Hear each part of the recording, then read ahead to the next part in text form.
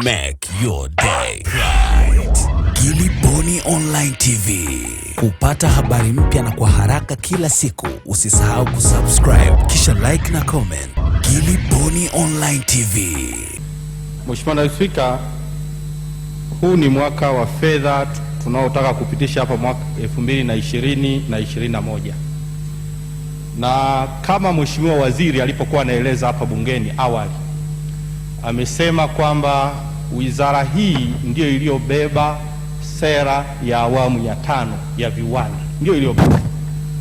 Na mimi siwezi kubishana naye, ninakubaliana naye kwa 100%.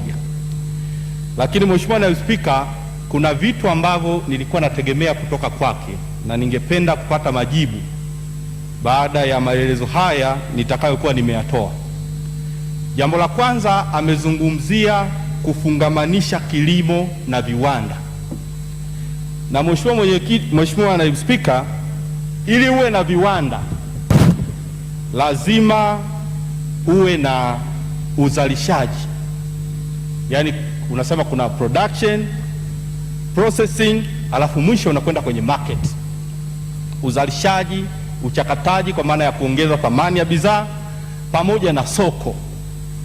Sasa hivi vitu vitatu ni lazima uvifungamanishe pamoja. Ndio sasa hapo tutakuwa tunazungumzia sera sahihi ya viwanda.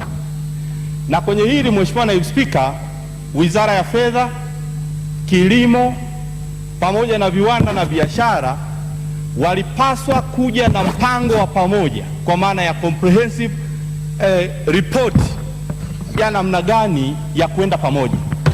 Lakini tukiacha hivi hivi kwamba viwanda anakuja na sera yake, kilimo anazungumza lugha yake, Wizara ya Fedha naye kwenye kusimamia sera anakwenda tofauti, ndio maana unajikuta kila siku kumekuwa na hizi contradiction ambazo zimekuwa zikitokea.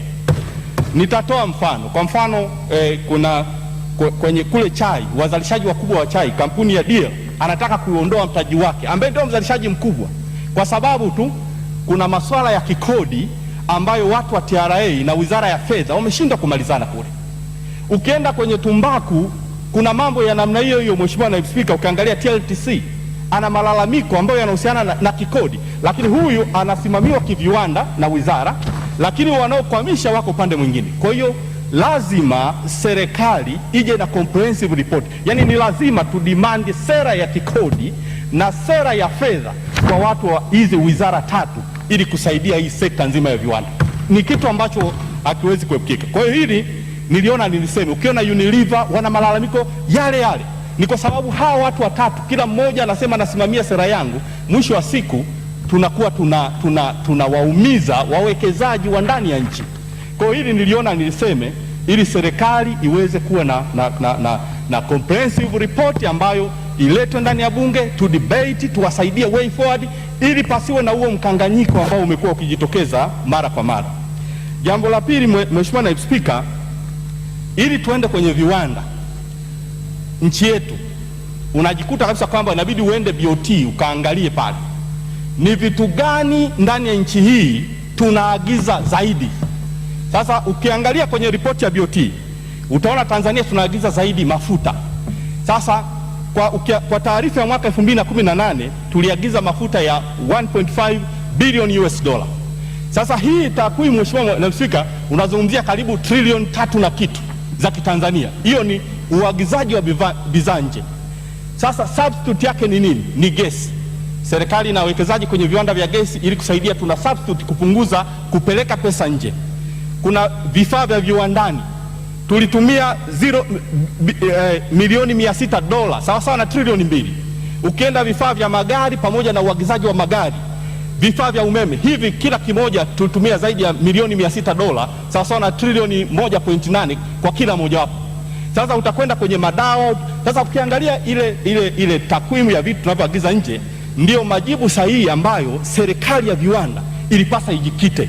Sasa kwenye vifaa vya viwanda, uagizaji wa parts za magari na magari yenyewe, maana yake tunatakiwa tuwekeze kwenye chuma.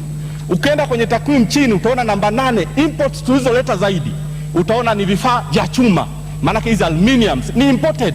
Mabati yanayoitwa msauzi ni imported from China.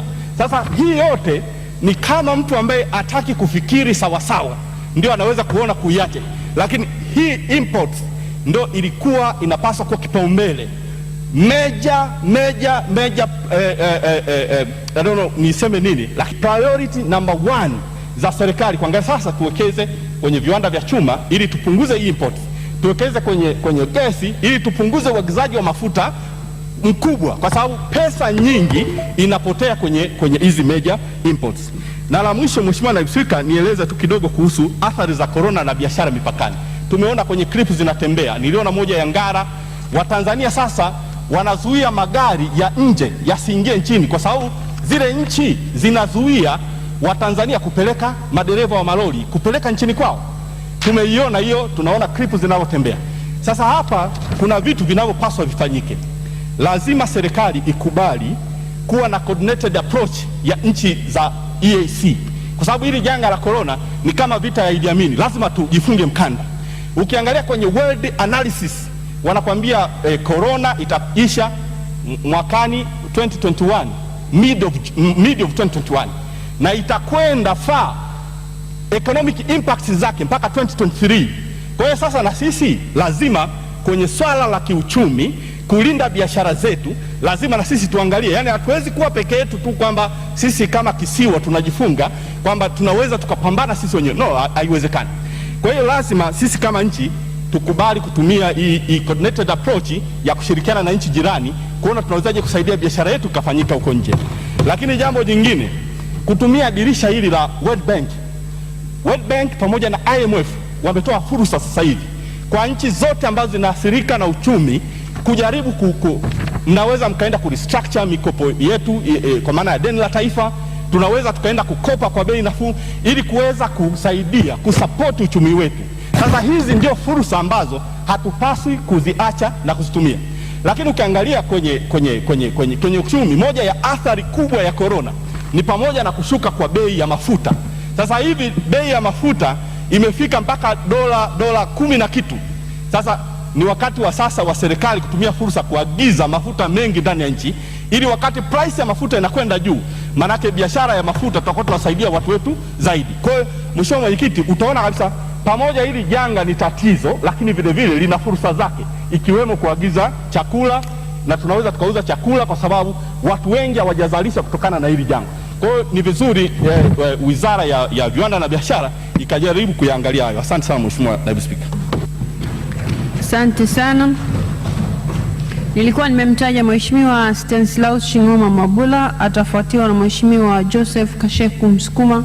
Mheshimiwa Dr. Mwigulu Lameck Nchemba ajiandae. Mheshimiwa Naibu Spika, na mimi naomba nitumie fursa hii kwanza kushukuru kwa kunipa nafasi, lakini nimshukuru Mwenyezi Mungu ambaye anaendelea kutupa nafasi ya kuendelea kuishi, na pili niishukuru serikali yangu ya Chama cha Mapinduzi kwa namna ambavyo imeendelea kuwa serikali sikivu, serikali ambayo inatambua zaidi maisha ya Watanzania na namna halisi ya kuweza kuwahifadhi. Mheshimiwa Naibu Spika, na mimi naomba niseme kidogo juu ya Wizara ya Viwanda na Biashara. Kwanza nimpongeze sana Mheshimiwa Waziri, na hongera kwa kuzaliwa Mheshimiwa Waziri. Najua leo ni siku yako muhimu na imekuwa bahati pia unawasilisha bajeti yako. Mheshimiwa Naibu Spika, mimi ningeomba nizungumze swala la viwanda kwa kuanzia. Kule Mwanza tuna viwanda vya samaki takriban 7. Kati ya hivi viwili vimefungwa, na sio vimefungwa kwa bahati mbaya, lakini tuna viwanda ambavyo vimekuwepo na sasa hivi havifanyi kazi kabisa, kama kiwanda cha Tanneries, na vingine vinafanya kazi kwa uzalishaji wa kawaida. Natambua Mheshimiwa Naibu Waziri, Mheshimiwa Waziri amefanya kazi kubwa, amepita kwenye viwanda hivi kikiwemo cha Mwatex, amekagua Tanneries, na yako mambo ambayo aliahidi kuyashughulikia na hakika tumeona amefanya hivyo. Hii ni pongezi kubwa sana. Sasa mimi nilitaka tu nifahamu na niombe Mheshimiwa Waziri, ni jambo la busara sana kama ambavyo mmeendelea kufanya kwenye maeneo mengine. Sasa hivi kazi Wizara ya Uvuvi imefanya nafasi yake kwenye kudhibiti uvuvi haramu, ili viwanda hivi sasa vinapofanya kazi vifanye kazi kulingana na matakwa ya kisheria, lakini na uhalisia ule ambao Watanzania tunataka tuuone. Kwa nini nasema haya?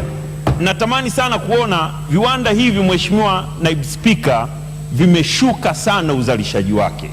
Sasa nikuombe Mheshimiwa Waziri, pengine upate muda kuvitembelea hivi viwanda vya samaki. Natambua ulikwenda Musoma, lakini ni kiwanda kidogo kulinganisha na viwanda vikubwa tulivyo navyo Mwanza, na wewe kama waziri wa biashara utagundua biashara imedrop kwa kiasi gani kwenye viwanda vya samaki, na utatumia maneno yao na matatizo yao walionayo ukiunganisha na changamoto ambazo Wizara ya Mifugo na Uvuvi imeshughulika nazo, tunaweza kupata jambo zuri sana la kusaidia viwanda hivi na tukaboresha kwenye sekta ya ajira. Leo tunazungumza viwanda ambavyo Mwanza vilikuwa vina watumishi zaidi ya 6,000.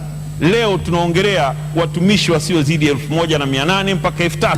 Wengi wameenda kujiajiri, ni jambo zuri, lakini tunatamani sasa, kwa sababu tumefufua vyombo vyetu vya usafiri, tunatamani sasa hivi Victoria itakapoanza kazi na MV Butiama, tunategemea kuwa na uzalishaji wa hali ya juu, na vyombo hivi sasa vikaconnect kwenye shughuli ya uzalishaji na usafirishaji, ili tuone matunda yanayotokana na shughuli hii kubwa. TANROADS, Mheshimiwa Waziri, tujue sasa leo, tutambue ni lini mtakuwa tayari kuhakikisha mashine zinapatikana, chuo cha DIT kiko pale, watoto wako pale wanajifunza, hawana sehemu ya kwenda kufanya mazoezi. Kuanzishwa kwa kiwanda hiki cha Mwanza TANROADS kutawasaidia sana wao, lakini kutasaidia kama navyosema, kwa sababu kiwanda hiki ni kiwanda ambacho kinazalisha mazao yake kwa kutumia ngozi. Ni wakati gani ngozi zetu sasa zitapata thamani? Ni kuhakikisha kwamba kiwanda hiki kinafanya kazi na tunaendelea mbele kwenye maeneo mengine. Make your day right. Gilly Bonny Online TV. Kupata habari mpya na kwa haraka kila siku, usisahau kusubscribe na kubonyeza button ya notification.